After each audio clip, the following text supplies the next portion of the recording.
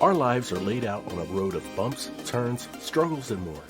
How do we respond? How do we endure adversity for learning and growth? I'm Aubrey Johnson, and we'll explore these questions and more on the Road to Rediscovery.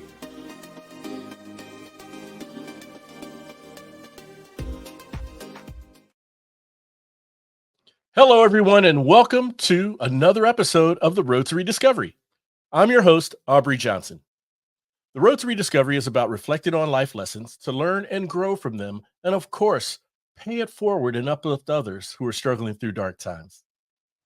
Now, as you've heard in many of our previous episodes, this show takes some deep dives into our darkest days, struggles, adversities, transformation, and more. And at times, I have to admit, it can get pretty heavy, but it's quite necessary for helping others and giving people hope. Therefore, I'd like to say to you in this special commentary for a lighter spirited conversation, I want to personally invite you to subscribe to our sister podcast, our second podcast called Talking in Threes. Here we talk about three of our favorite anything, countless topics from sports to pizza toppings to movies, ice cream flavors, TV shows, animals, and so much more. To be a part of it, just join our public Facebook group and subscribe to the Talking in Threes podcast. I'll leave links to both in the episode show notes. All right. My special guest is the CEO of Global Medical Virtual Assistants. Combined with her strong leadership and vision, she keeps the company moving forward with high-level strategy to ensure sustainable and steadfast success. Ladies and gentlemen, please help me welcome Beth LaChance to the show. Beth, hey, welcome to the show. It's so great to have you here. Hi, thank you so much for having me, Aubrey. I'm so excited to be here. Oh, thank you. We are equally excited. We're equally excited. So, Beth, can you give us just a brief glimpse into the early part of your journey, okay? And some of the things that you've acquired along the way that led and contributed to your strong leadership and your mindset and attitude towards the inspiration to have such a business as this. Sure. Yeah, no, thank you so much for that. Well, one of the things that I like to talk so much about is in the past I wasn't necessarily a leader. I didn't own a business. I was a corporate girl. I kind of considered myself a little bit of a peon. I was at the bottom of the pecking order in different organizations. Mhm. But one of the things that I did is I really, really paid attention. I paid attention to the leaders at the companies that I worked at. I Yeah. paid close attention to what their leadership styles were, what are the amazing things that they did, maybe some of the things I didn't necessarily appreciate, and then also all the others around them in the organization. How did they function? How did they function with the leadership team? And what did that look like? And I learned so much from that Mhm. because I had the opportunity. I was a corporate girl. I had the opportunity to work in several different corporations along my career path, and Mhm. so therefore small companies, huge companies, publicly traded companies, private companies. So I really got to see the full gamut. Yeah. And from that, I kind of evolved and brought all the things I really loved about certain leaders at different companies and different things that different companies had to offer. I brought that all together in what I kind of created into my leadership style here at my company, and some of the benefits and some of the great things that I wanted to bring to Global Medical Virtual Assistants. So I kind of coined it like peon to president. Like, what does Yeah. it look like to be peon to president? Like, Uh-huh. what would you bring along with you? Like all the great things that you see, and Yeah. what would you bring along with you? And so I had the amazing opportunity to do that. That is tremendous. Yeah, that's fantastic. And I want to thank you for your transparency in that, right? I mean, it takes a lot of transparency to admit, hey, I was just a peon, and I was working in a large corporation, large, small, and so forth. And so with that, um, I would love to know, um, and this probably has happened, but I would love to know what you have shared or would share Mhm. with someone who is interested in climbing that corporate ladder to Yeah. develop their leadership style. And, I mean, years ago, I don't know about now, but years ago, there was this, I don't know, this nomenclature, um, this impression, I guess, that leaders are they were leaders ever since they were a little kid and went to XYZ high school and they were the president of their student class and they went to XYZ university and they were magna cum laude and they led in all these different college organizations and fraternities or sororities. And now here they are. They were destined for this because this was their entire path. And Yeah. that's not always the case with leaders today, right? Correct. Absolutely, hands down. I think what I have found, even in my own organization, even though someone may be have multiple layers of management above them, they themselves are also leaders. So Yes. that's something we also teach in our organization, that in our entire support staff, we are all leaders.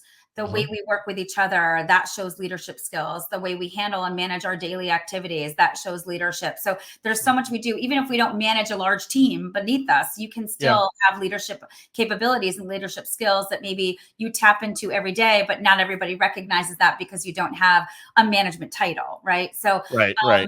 I think everybody has the capability, and you don't necessarily have to be somebody that was born and bred as a leader, somebody that, always like you just described, all of those types of attributes. There's quite a few people that, we all look back at the people we went to high school with, right? You're Yeah. like, where are they now? And Yeah. there's always huge surprises, like, right, there's the ones you're like, oh, for sure, Yeah. they're going to run a massive company, they're going to be incredible. Right. And then Right. you never anticipated that would be the case. They Yeah. are the ones that are running the companies, right?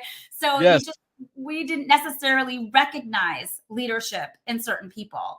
And I Yes. think in a lot of cases, I think that that's where leadership also goes wrong. I think one of the things that some of the fellow colleagues that worked closely with me, Yeah. as we were peons in different organizations, like, many times we were overlooked, we were Yeah. undervalued, didn't think that we had the skill set. Also, some organizations keep people in certain positions because they're really good at that job.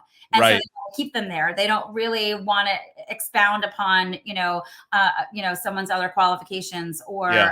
attributes that might make them be a great person in a different position, because they'd have to backfill that other role. So that is Right. also one of the things that I consistently keep in mind with our existing team, is that there's always opportunities with people that already work in our organization, Mhm. and there's leadership opportunities that may happen, and the people that are the best to fill that role are ones that sometimes are overlooked.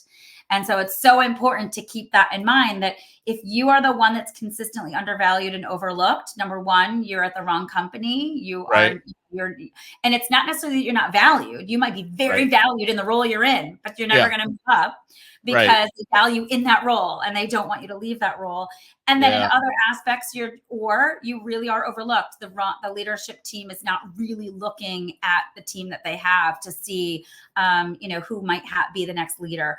So just one of the things that I would make sure, any one of your listeners that's going into a potential leadership role or and they want to grow, pay close attention to the leaders that you want to emulate. Yeah. Stay authentic to what you believe makes an amazing, good leader, and stick to that.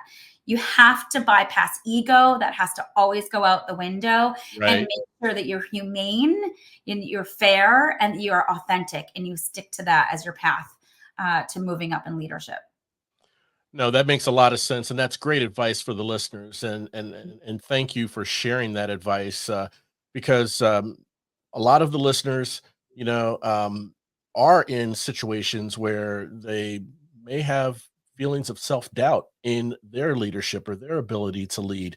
It's quite easy to become disenchanted when you apply for a role that has that leader title, that manager title, Yeah. and you get overlooked or chosen for another person. Another person is chosen for that role, Right. and so to just stay the course and to continue having that um, that perseverance mindset, to just continue demonstrating just signs of leadership that you have within you, right? I think it's important for people to understand self leadership and how Mhm. you self manage your workload. I mean, we get to a certain position in the working world where we may not be leaders, we may be individual contributors, but Right. we do have to lead our and organize our world, okay, our prioritize our work and actually put in the quality in our work and not manage people so much, Mhm. but relate with people and interact with people to get things done. So that I think is an important attribute that everyone must have in self leadership. Even not including being a people leader. Is that accurate or? Oh, without question, absolutely. And I think one of the things that you said is, people that are applying for a role and they don't get the job. There are a lot of Yeah, leaders and amazing people that don't apply. yeah, They choose, oh, and they're either waiting for someone to tap them on the shoulder without them applying, right, or they just don't value themselves in the way that they really should. They think they could yeah, do the job, but they don't want to raise their hand or don't want to put their name in for that particular yes, role. So yes, my suggestions, for for those particular listeners would be take the chance, take the risk. There could possibly be, of course, the possibility that you wouldn't get that job. right, But then learn the reasons why, right? And yeah, then if you truly want to move up in management, you want to have that career path of consistently yeah, climbing that ladder, you right, have to know, well, how am I being viewed? What is keeping me from moving up? Why didn't I get that particular role? And you have right, to really be really honest and open with the person that's evaluating you. Like, what is that evaluator seeing, and yeah, what is it's missing from allowing me to move up? And you have to be open to what that feedback might be, right, um, and you have to then have the ability to really look in yourself to say, okay, I can get better at those things, or maybe I thought I was better at those things than the people around me are seeing. So clearly, it's a weakness, or it's something that I can really work on. sure, So the next time, the possibility might really be there for me to be able to move up. So it's not always just that someone has applied for the role and didn't get it. It's also for those people that aren't applying because they're feeling as though, well, I think I could do that job, but I'm afraid of rejection. Um, mm, go for it. Don't be afraid yes, of that rejection. yes. Um, Especially if you have dreams or wants of wanting to move up within an organization. Oh, 100%. Just like Wayne Gretzky said, right? 100% of the shots you don't make. You know, I think I They're never messed up the taken. phrase, but Yeah, yeah, or no, never taken, right? But yeah, exactly. Yep. You miss 100% of the shots you never take. you Yeah. missed So that's what 100% of the shots you never take. Exactly. Yeah. right. Thank you for that. Yeah. I was along the line there, but I got tripped You're up right along that path. Absolutely. somewhere. Yeah. Oh man, that's great. Now I have one more question for you regarding leadership, and then I'd Yeah. love for us to jump into global medical.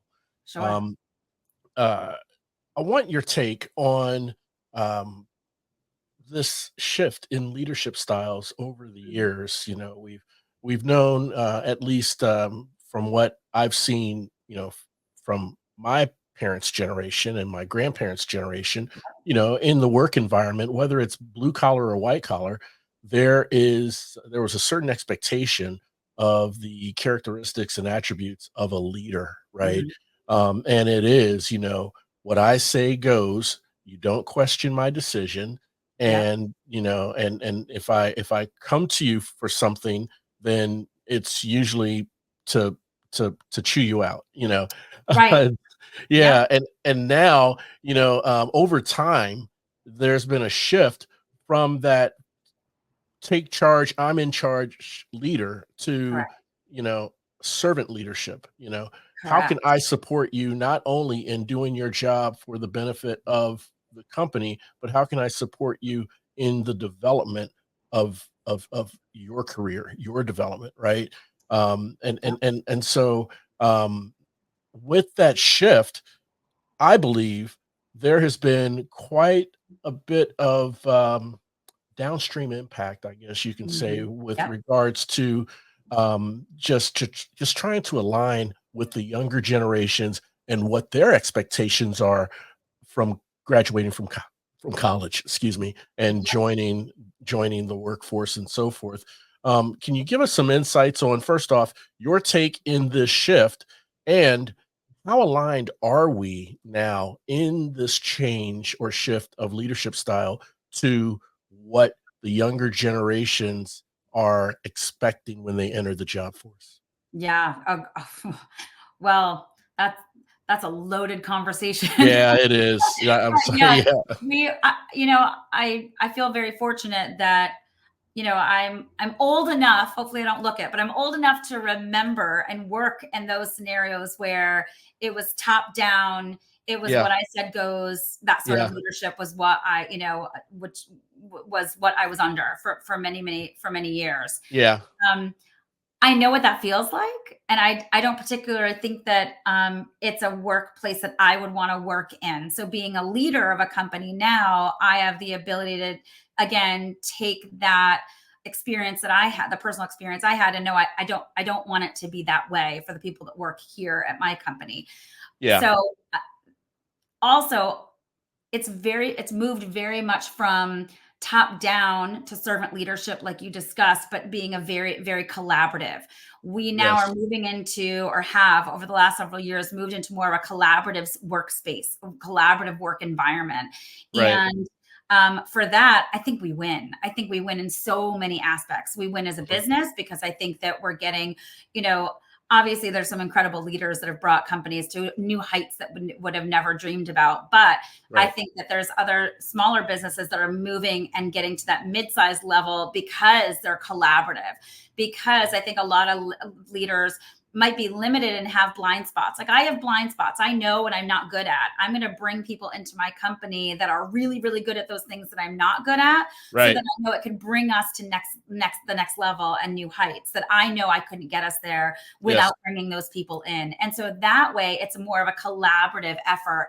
I don't make big decisions without collaborating with my team members that are up at the, up managing those different departments that it may have a direct impact in. And for that, I also get this collective approach of, oh, I have say in how this direction is going to go, or that she wants to Mhm. collaborate with me, and we're a team Yes. here. Yes. And so we get buy-in, because Yes. then we have more people buying in on the initiatives that we want to take. And therefore, with that buy-in, we can very quickly hit those initiatives, hit the ground running, and hit those next heights without there being that top-down push. Either you're Right. on board or get off the ship, right? Like Right. that Right. used to be the Yeah. way it was. Yeah. Now it's, wow, we're all collaborating, and then we're all steam ahead. We're all on the same page. We want the same initiative to take action and for it to be successful. So Yeah. therefore everybody's rowing the boat in the same direction. And so for that, I think that is also getting to the heart of that younger generation. Younger Yeah. generations want to feel like they're part of the solution. They don't want it top down. They want it more like Right. side by side leadership. That's what they're expecting in the workplace. They want it to be fair. They want to have a say. Whether or Yes. not they have the experience or not, they're Right. demanding to have Yeah. say. Yeah. And so, therefore, as leaders and business owners, we have no choice. Either we're going to lose because we're not going to get the great benefits of having that younger generation as part of your organization. Yeah. We're going to lose out because there's some great minds in those and the younger generation. There's some great thought process that happens that we need to incorporate as part of our organization to continue to move forward Yeah. in this generation. And we need buy-in from that younger generation to get on board, because that's the new workforce coming in, right? Yep. So we have to take that approach. I think that companies that do take that approach are winning. Without question, they are winning, and they know that they have to. So, post COVID is the perfect example of organizations that have decided we can remain remote to a certain extent. Not Yes. everyone has to come back into the office every single day. They can Right. work every day, but they can have, work from home some days, work in the office other days, and they can Yes. make that hybrid work, right? Yes. The organizations where the big boss at the top said, Absolutely not. Everyone has to come into the office 5 days a week, or else they're going to lose their jobs. And that's kind of what's pushed down. Yeah. Those are the organizations that are starting to lose, because then they're losing that younger generation, because that younger generation is like, I don't really want to do that. And I Yeah. want to be part of a different company that does offer this. And so they're finding it and they're leaving and they're moving to other organizations that are offering that. So we have to evolve. We can't go by the old way of top down. It has Right. to be collaborative. It Right. has to be servant leadership. Yes. And then we all really, really win. Um, and it's tough. Like some of us from they're a little bit older. We're like, well, hold on a second. Hmm. We have this young generation coming out of college demanding things. And I'm like, well, I never demanded anything. I was like, okay, get in line, Exactly. take my Exactly. ticket, do what I'm Yeah. supposed to I do. was eager. I was eager. I'm willing to do anything just to get an interview, Absolutely. Yeah. It's very different. And I'm in an organization, we are consistently hiring daily. We are hiring new Right. people, we're recruiting and hiring daily. Yeah. And in that, we've had to change, they're interviewing us more than we're interviewing them. 100%. So 100%. we have to make an impact, a very big impact. That not only do we really want you here, we're going to fight to have you here, and we're going to pay you well, and we're going to treat you good, and you're going to love your manager, and we're going to have a side by side leadership type of organization, and I think we're winning because of it. Yeah, I couldn't agree more. I mean, there's strength in numbers and collaborating, like you said, bringing in the younger generation into those conversations to help collectively make a decision on any business initiative, right? Regardless of their tenure in the company, they feel a sense of respect, and they feel respected when you ask them, "Hey, what do you think about this? Here's where we are in the organization. Here's some areas we want to explore to evolve the organization and bring them into those conversations." They feel respected. They feel, like they can add value. They, like you said, they come to us with fresh new ideas, Yes, and their thumb is on the pulse of where the world is going, correct. where technology is going, where other areas are going, because they are by virtue, the younger generation that will be taking the helm long after we retire, and Yeah, so it's kind of cyclical when you bring them in during their I don't want to say apprenticeship, but when they're young correct. and just out of college, you bring them in for that respect, for that buy-in, for their input. Then, as they reach, mid management or the twilight areas of their tenure with the company, they'll bring in the next generation for their input, right? Agreed. So, Yep. yeah, and to me, that's just constantly winning, and it's obtaining and retaining talent. It's Agreed. yeah, And yeah, we know turnover is, and we have to retain people because yeah, turnover is so costly. yes, And so leaders and owners of companies need to get on board, or yes, else they will continue to lose just based on turnover. Turnover yeah. is so costly to any Oh, organization. very costly. Yeah, So that younger generation is a key component, even though, us that are a little bit older, we're like, well, what do you, they want to know, like they want say in what's happening yeah, here already. They yeah, just got yeah, here. yeah. That's right. But I just had an interesting conversation. I was at a friend's house the other day, and her 14-year-old son was describing to me how he was overseeing and helping with a student survey. And he Okay. was helping with the implementation of the student survey and collecting all the information. So I'm asking him questions like, well, what were they asking? What was the survey about? And I remember, when I was in seventh grade, no one was asking me what I wanted at my middle Right, school. right. Me neither. No, and so that is what is demanded of. So they're being taught at a young age, because they're demanding it at a young Yeah, age yeah, of, this is what we want, this is what we expect to see, even in the yeah, middle school. So by the time they're graduating and getting through college and entering the workforce, they're already preconditioned to have the expectation of it being more of not a neighborhood, but a community yeah, where they have yeah. say and they want part of it. And so Right. therefore, we need to get on board. And which is interesting is I was asking a lot of questions of him because I wanted to understand, because I want to make sure I know what we're doing in our company. I know that we are doing surveys. We are asking and doing check-ins with our staff members Yeah. consistently. And Yeah. then we're asking those questions. How can we do better? What are those things that we can add? Do you have any suggestions of things that we can add for benefits or add here as an organization overall? What would you want to see? And so we're doing that already, so I was like very excited for my team that I was like, okay, we're already doing that. And so this younger generation, they're expecting it, and we're already doing that. Amazing. Absolutely amazing. And it takes a tremendous amount of forethought to proactively, move in that direction of what you're already doing, Right. while everyone else is maybe just now starting to get on board with that. Right. Uh, no Agreed. pun intended. Yeah. So, man, that's fantastic, Beth. I want to slightly pivot to global medical if we can. Yeah. And so, you know, uh, the services that global medical provides, at least in what I've read, um, is I think it's ushering in um, a new type of workforce Hmm. um, with the advancement of technology Yep. over the years.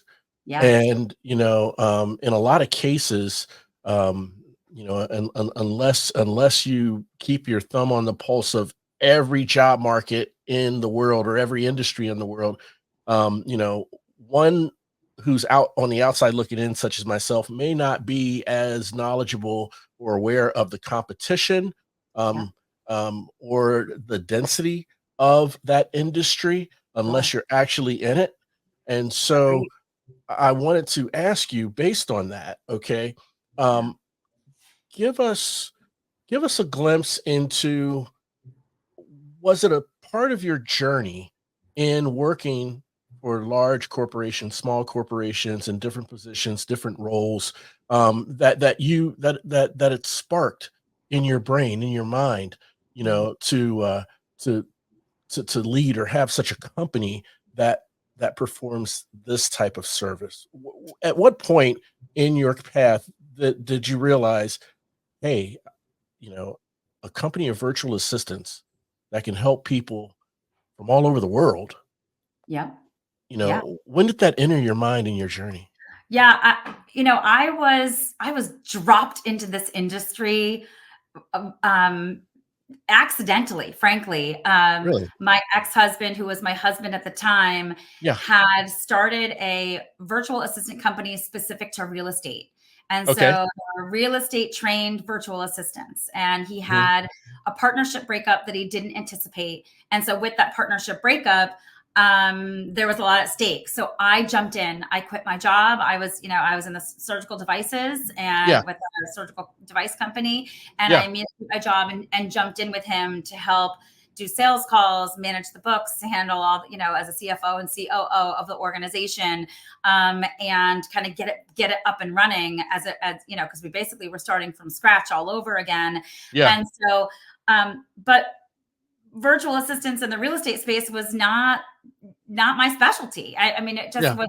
My heart was always in medical. I was always in the medical space, in the medical industry since I Mhm. since I graduated from college. So, Mhm. um, and one of the things is that I had paid attention. One of the things about, again, talking about peon to president, right? Like Yeah. when Yeah. when you're a peon, if you pay attention to what's happening around you, you pay attention to other roles, how someone is successful in those roles.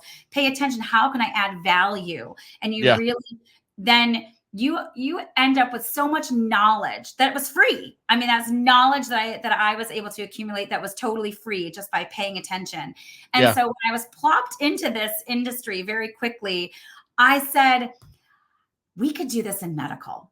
I absolutely, I know all the work that gets done in medical practices and in hospitals. I've paid attention. I know how to do Yeah. some of those skills. Yeah. I most definitely could start a medical virtual assistant company. And Mm. so that was it. I jumped right in. Decided, okay, I know how to do insurance verifications. I know how to do prior authorizations for Right. specialties, for Right. complicated for complicated specialties. Sure. So uh, and I also knew, okay, well, how does a medical practice really run, and how do you run it very efficiently? And adding medical virtual assistants to that, it was a very big win to be able to bring this to market. So, Yeah. so that's kind of how it was, really by accident, and timing is everything. Yep. Because then that was pre-COVID, and then COVID happened. And the thing about the virtual assistant space is that industry was heavily utilized and is widely known about in the real estate space and in several other industries, but not medical. Right. Everyone really truly believed the medical space is like, there's no way we could work remote. There's no possible way to be able to do medical or do anything in the medical industry Yeah. working from home or having that capability. COVID changed all of that. It Sure did. forced the hand of Uh-huh. every physician practice and every medical practice and hospital Yeah. across the country. It forced their hand to have to do Wow. it because, some companies can stop working. The medical industry can't stop.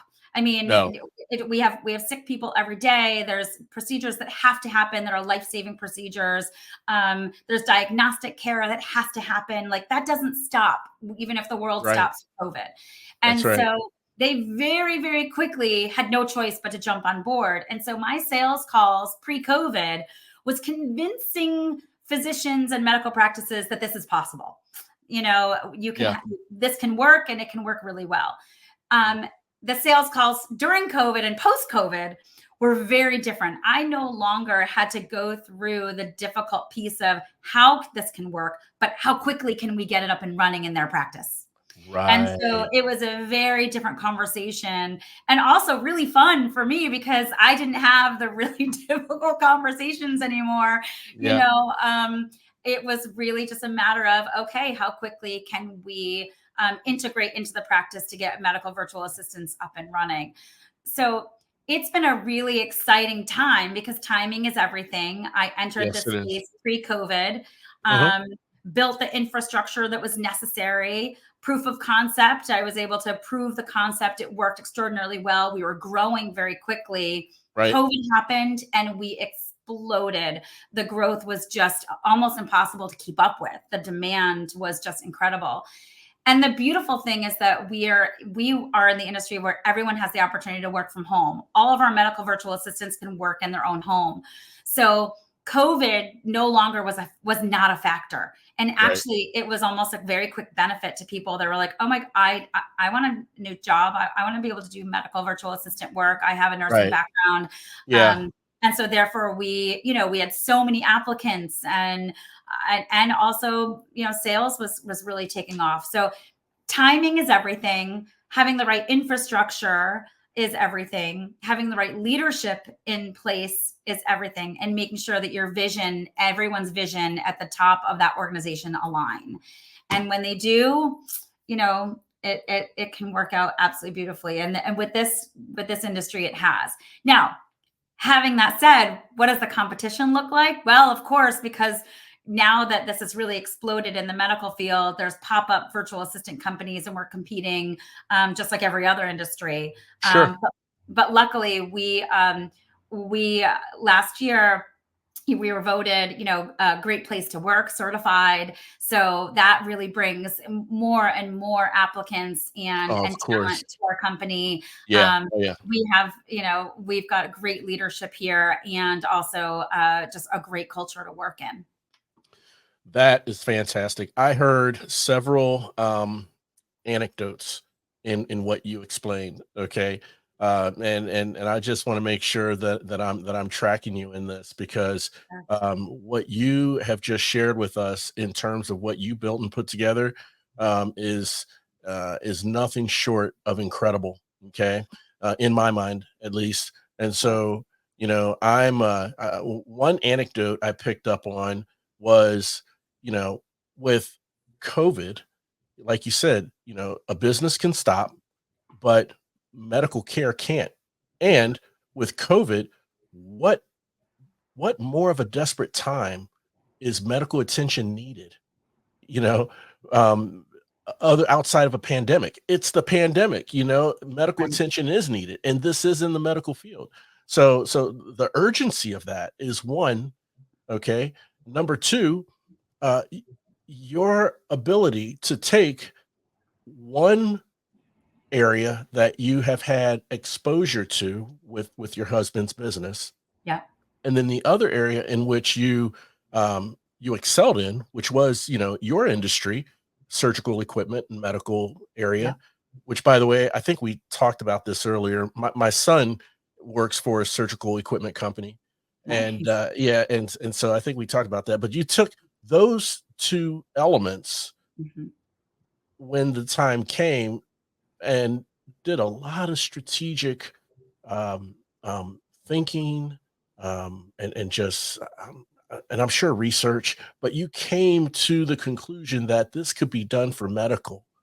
And Yeah. when you said that this can be done for medical, that statement right there, what follows is changing a lot of people's lives. And I'm not just talking the patients, okay, that are receiving this, but I'm also talking about those in the medical field that want to slightly change their career and become a virtual medical assistant. Correct. Yes. Uh, All around, it's been, I can't even describe to you how mhm. medical practices have incredibly evolved to, here in the United States, our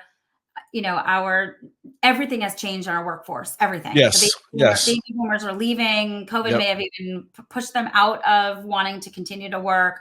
yeah, Um, we've had a entire total shift on people on what they want to get out of their life and how right, they want to be spending their time. And so it's become incredibly competitive. And even in the medical industry, trying to just have and find the right staff for front desk handling at a medical reception work, yeah, um, handling a lot of the back office tasks. Like, it's just really, staffing has become across the board critical in so many industries, but yeah, in the medical industry, it's extraordinarily critical because we're talking about sick people. We're talking about people that really they need care, they need medical care, and right, practices are struggling. They can't keep up with the patient demand because they don't have yeah, enough staff. So yeah, where we fit in amazingly is that the staff that is there, that are in those practices, are feeling that the medical virtual the virtual assistants that we're placing with them are really, their morale is going up because they have additional staff to help them.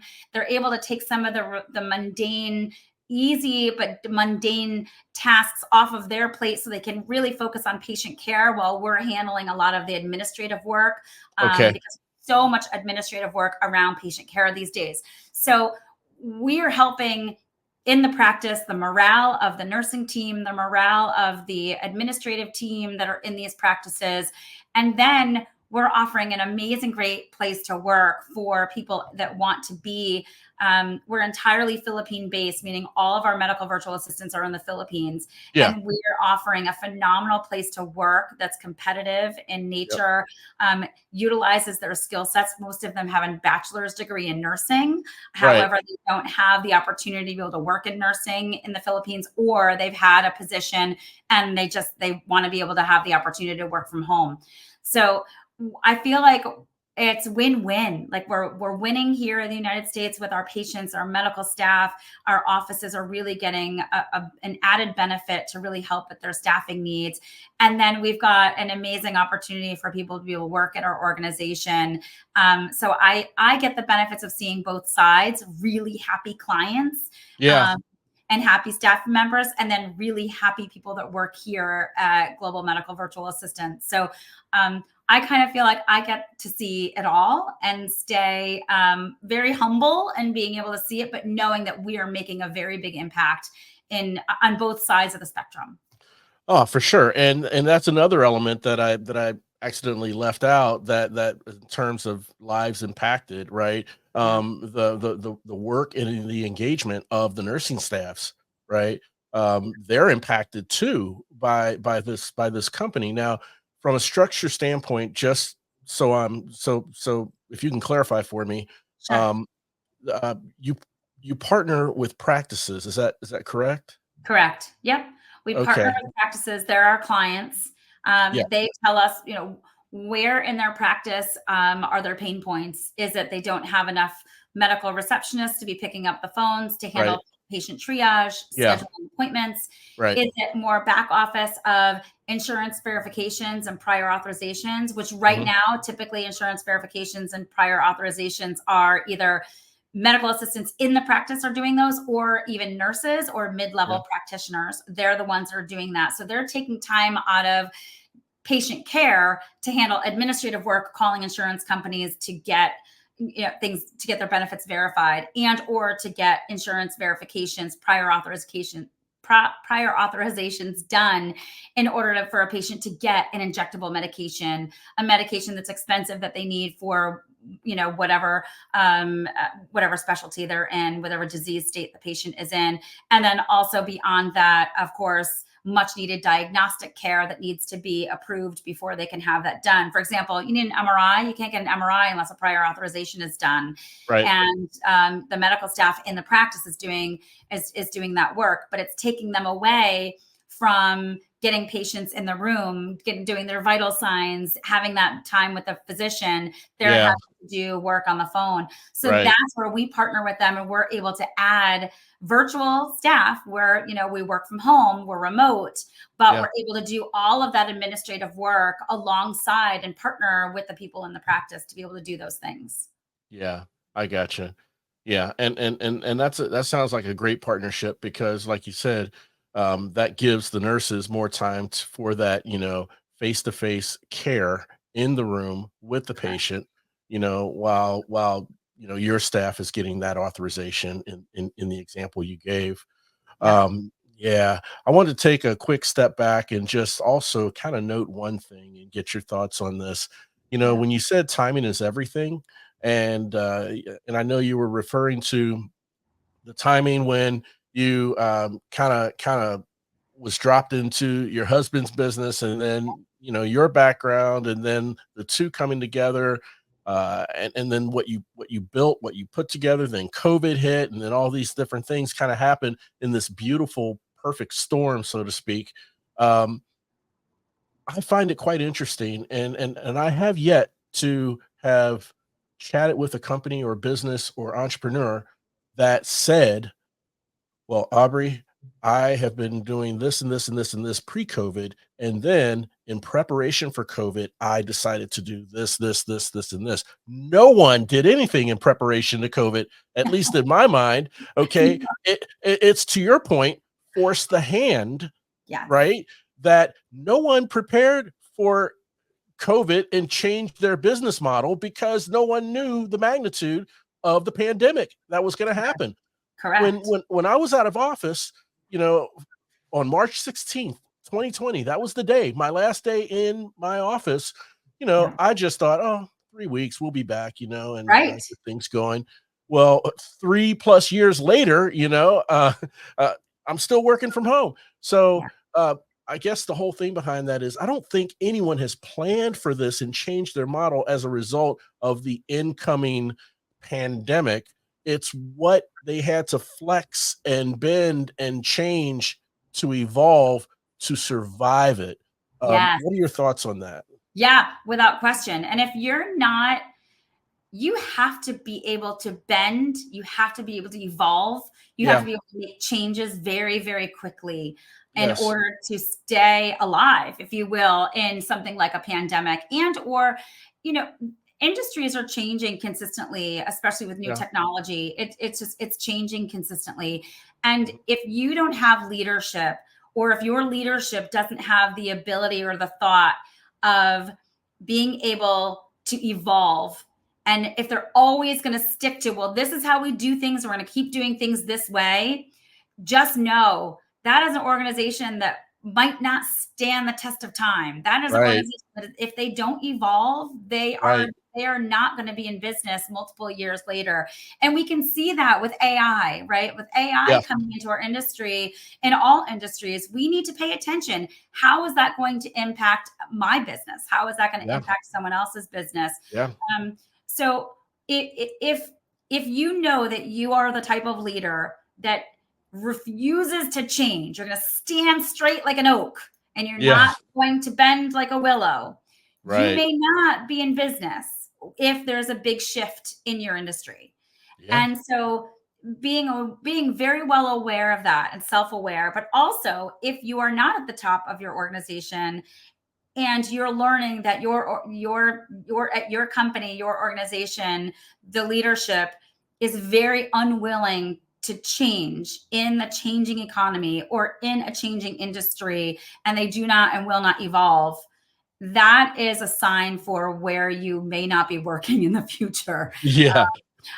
Yeah. So we all need to be aware of shifts, but I have worked with people that just change is just something they refuse to do or don't want to do, and whether it's control, they just don't want to lose control, or it's they just feel that, well, my way is better and that's Yeah. it. um, that is gone. That is long. That type of leadership Yeah. is long gone, or they just won't test. They won't stay long term. Um, Yeah. and I'm willing. That's one of the things that, because I didn't work for myself previously to this experience. I always Mhm. worked for organizations, Mhm. and you know, like I said earlier, I learned so much from those organizations. How did Yeah. they handle defeat? How did they handle a competing company starting to take over their market share? What Right. initiatives did they do? Were they willing to change and shift, or did they just stay the Yes. course? Yes. So you learn from, I learned from those types of experiences, and hopefully your listeners can start really paying attention, if they aren't already paying attention to what's happening around them, so that they can steer the course for their own path and where they want to land, or climb, if they want to climb the corporate ladder, and what type of organization they want to do that with. Yeah, that makes a lot of sense, and that's solid advice for the listeners, Beth. So I really want to thank you for that. Um, Also wanted to ask you, again, for my understanding, what is the medical scope of your company? And what I mean by that is not the scope in terms of the roles or the duties, Yeah. but the scope in terms of the vast medical industry and field. I mean, do you partner with practices for orthopedics, practices for general, I guess, general practice, Yep. family doctors? What about mental health or Yeah. psychology, Hmm. that as Yeah. well? Yeah. We right now we run the full gamut of all types of practices, Okay. almost all specialties. We are inside, Yeah. you know, dental, fertility, psychiatry. Also, we have a number of mental health as a huge part of where we're being utilized in the Yeah. mental health field. Um, Neurology, orthopedics, you name it, we're there. Hospitals with billing, with revenue cycle. Yes. They're all types, which is exciting for me because we are not just a one fit for one type of practice. We Right. can do any and all types of practices, regardless of the specialty that they're in. Understood. Understood. So, Beth, how can the listeners learn more about you, learn more about your great work and the services that Global Medical provides? Yeah, the absolute best place to go is our website. It's www.globalmedicalva.com. Hmm. There's all types of information there about us, our services, what we provide, who our team is, and then also links to different podcasts, like your podcast will be featured there, and a whole host of information about us. But then beyond that, if you want to schedule a strategy session to learn more about our services, you can click a button on our website to schedule a strategy session with someone in our sales team, to discuss exactly what we do and how we can help your medical practice. Fantastic. Oh, that is so awesome. We will make sure and have all of those links in our episode show notes so the Great. listeners can click, learn more, connect with you, connect with your associates while listening to this wonderful conversation. Yeah. Excellent. Beth LaChance, thank you so much for coming on to the show. Really appreciate your insights on leadership and sharing with us your road to where you are today with Global Medical VA. Let's please stay in touch. I would love for us to stay in touch and bring you on the show sometime in the near future. Yeah, that would be great. Thank you so much, Aubrey. I loved this. Thanks again. Absolutely. Thank you. And I want to thank all of you for tuning in and listening. And you may feel like this at times, but in our daily struggles and adversities, we are not alone, and hope is always around the corner. I humbly ask that you please share this show with someone you know needing motivation and support. And finally, we're all roadies on this journey of life, and it sure feels good having you on the road with me. Thanks again for listening. We'll chat again soon. We really hope you enjoyed this episode of The Road to Rediscovery. We'd love to hear from you. Shoot us an email at roadtorediscoverypodcast@gmail.com and leave us any questions or comments you may have.